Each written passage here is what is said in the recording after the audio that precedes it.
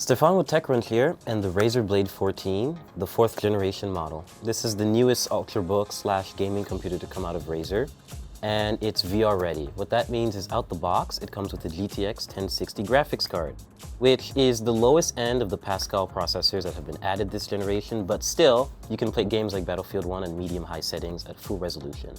As a computer, keyboard is great. They've made improvements to anti-ghosting. It's chroma enabled, so you get all the colors of the rainbow if that's your thing, or just white and black.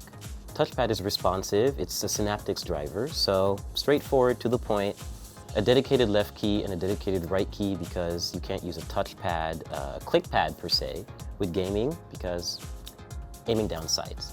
But again, that's why you get an external mouse.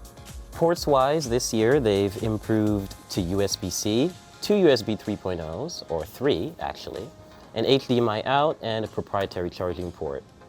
Battery life. So that's something that comes to mind about a computer like this. It has a Core i7 that's quad-core, clocked at 2.5 gigahertz, and turbo boosted to 3.6.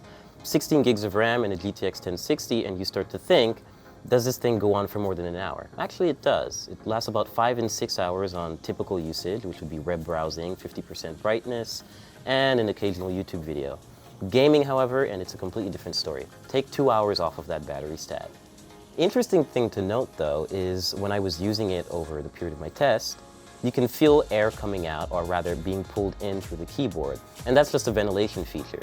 In a computer this thin and this small, to have this sort of specs, you need lots of air cooling and air venting for heat dissipation.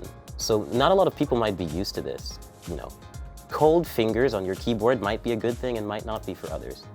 In short, the Blade 14 is a pretty decent computer. It plays most games on medium to high settings at full resolution, and it runs hot sometimes, but it's still good at gaming, and that's what's important.